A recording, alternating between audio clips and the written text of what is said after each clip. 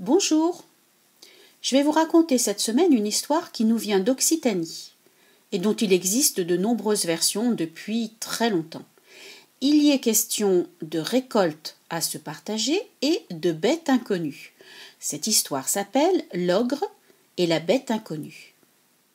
Il y avait une fois un paysan qui cultivait tranquillement son petit lopin de terre et qui n'exigeait rien de plus dans la vie que de voir tranquillement grandir ses enfants. Hélas pour son malheur, il avait pour seigneur un ogre qui venait lui voler régulièrement, quelquefois une poule, ou bien un mouton, ou même une vache, et qui lui réclamait une partie de chaque récolte. Un jour, l'ogre vint trouver le paysan et lui dit « Cette année, nous allons faire simple. Nous allons faire moitié-moitié de la récolte. » « Quoi ?» dit le paysan. « Mais ce ne sera pas assez pour moi.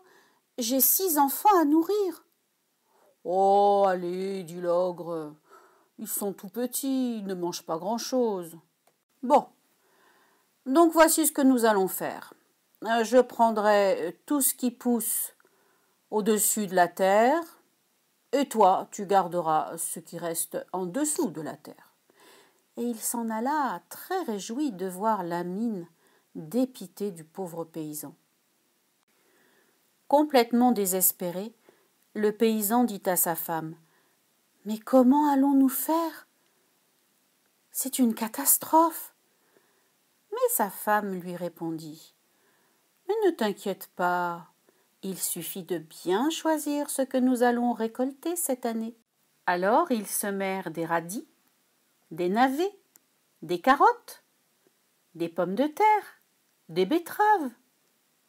Et chaque fois que l'ogre venait chercher sa part, il n'emportait que des feuilles. Et le paysan, lui, gardait tout ce qui avait poussé sous terre, c'est-à-dire le meilleur de la récolte. À la fin de l'année, l'ogre dit au paysan « Bon, nous allons changer.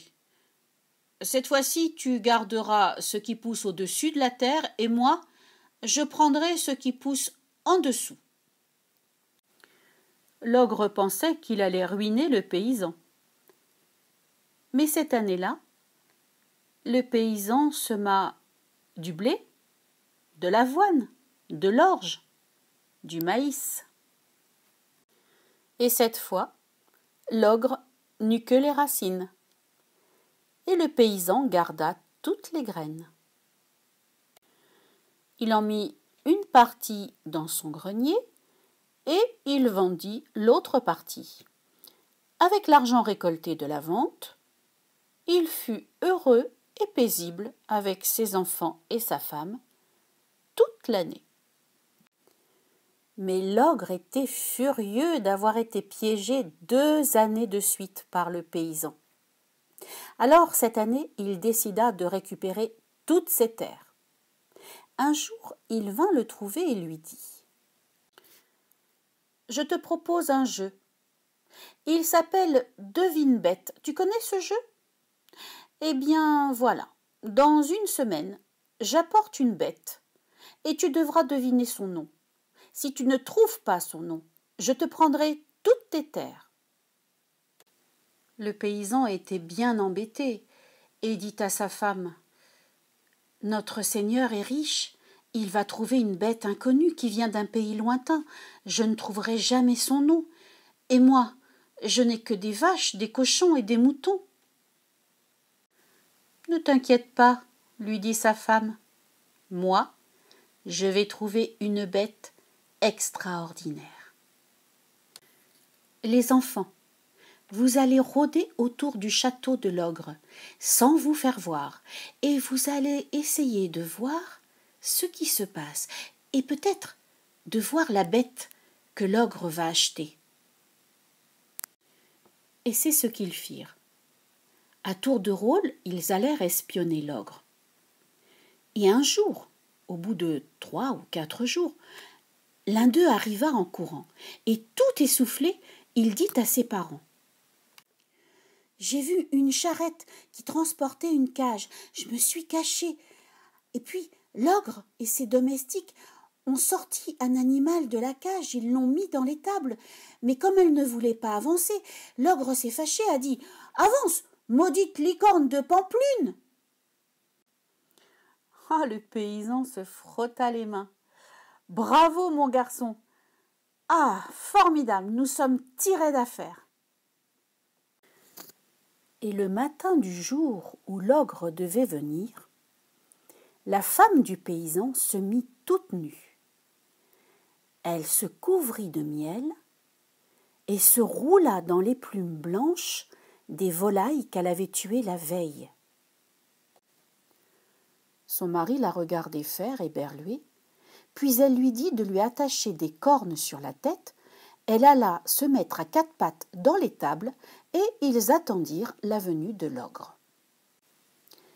L'ogre arriva en tenant sa bête au bout d'une corde. Le paysan s'avança tranquillement vers lui, regarda la bête et lui dit: « Quoi, monseigneur? C'est cela que vous appelez une bête inconnue? Mais c'est tout simplement une licorne de Pampelune. » L'ogre faillit en avaler sa moustache de stupéfaction. « Eh bien ça, je ne te savais pas si savant.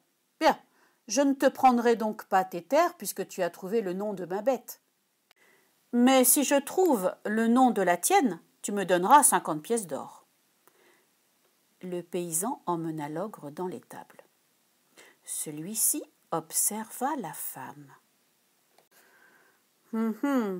Voyons, voyons, elle a des plumes mais pas d'ailes, elle a 4 pattes et des cornes, mais des mamelles entre les pattes avant.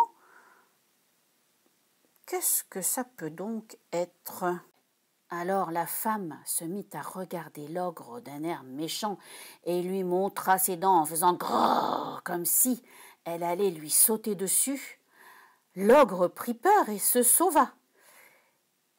Il sortit de l'étable en courant si vite qu'il trébucha et plouf, il tomba dans l'étang et plouf, plouf, plouf, il se noya.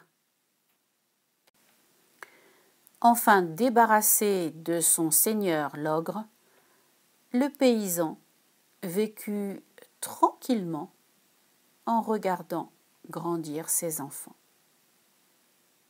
Et c'est la fin de mon histoire.